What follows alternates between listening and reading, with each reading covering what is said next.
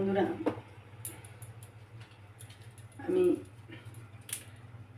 একটা সুন্দর তরকারি করব, তোমরা দেখতে থাকো আমি কি করছি।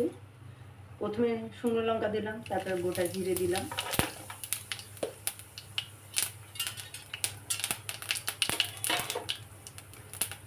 আলু দিলাম,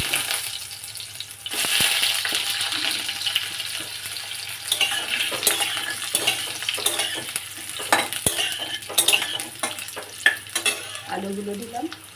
এবারে এই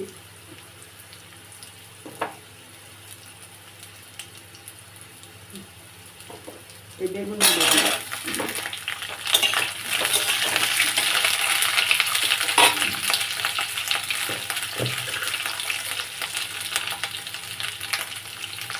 দিলাম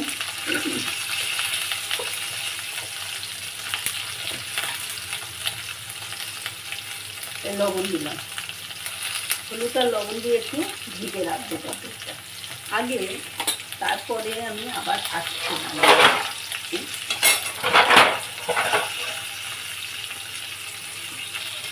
আমি মনে করে নিয়ে একটু ঢেকে রাখলাম।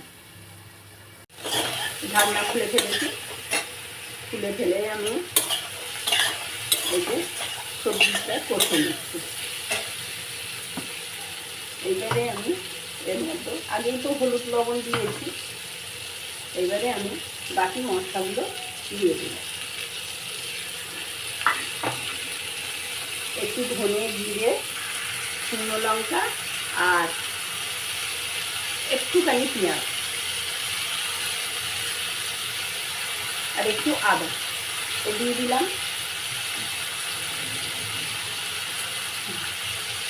এবারে এটা ভালো করে দেখতে থাকবো।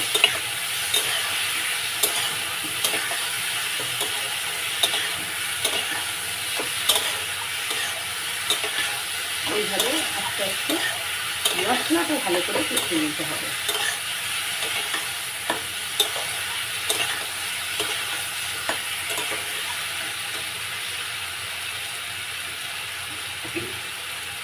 বেগুন আলু দিয়ে অজানা মাছের ঝোল করবো, দেখতে থাকো বন্ধুরা, দারুণ খেতে হয় এই মাছটা।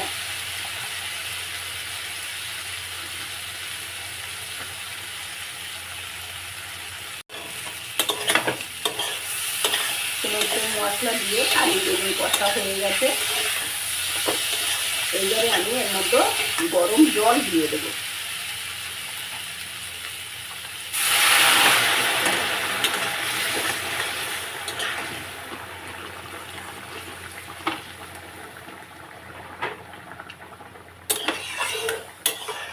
একটু জল দিয়ে দিয়েছি, গরম জল ফুটছে। এইবারে যে মাছগুলো আমি ভেজে রেখেছিলাম গতদিন, সেই মাছগুলো আমি তরকারিতে দিয়ে দিলাম। এই মাছটা ভেজে রাখলে বাসি খেতে বেশি ভালো লাগে, এই আমি মাছগুলো দিয়ে দিলাম।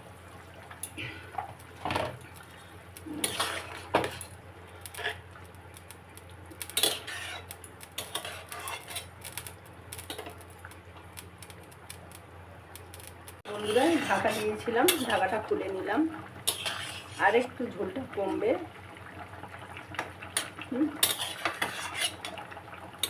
যাই হোক, দেখতে থাকো।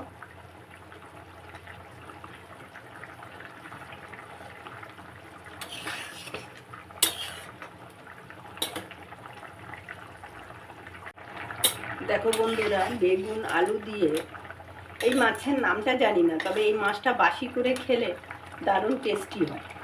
তাই বাসি করে গতদিনই ভেজে রেখেছিলাম, আর আজকের এই আলু বেগুন দিয়ে আমি ঝোল করছি। তোমাদের যদি এই রান্নাটা পছন্দ হয় তাহলে একবার লাইক কমেন্ট শেয়ার করে দিও।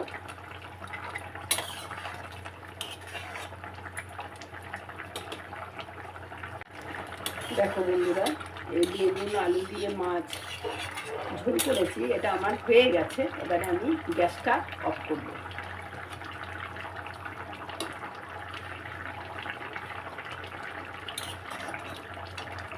গ্যাসটা অফ করলাম।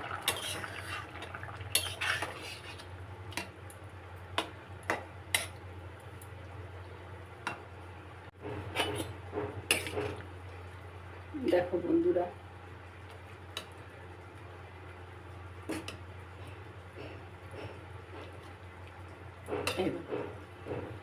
আলু বেগুন দিয়ে অজানা মাছের ঝোল পরিবেশনের জন্য রেডি হয়ে গেছে। তোমাদের যদি এই ভিডিওটা পছন্দ হয় তাহলে একবার লাইক কমেন্ট শেয়ার করে দিও। পুরো ভিডিওটা দেখার জন্য বন্ধুদের ধন্যবাদ।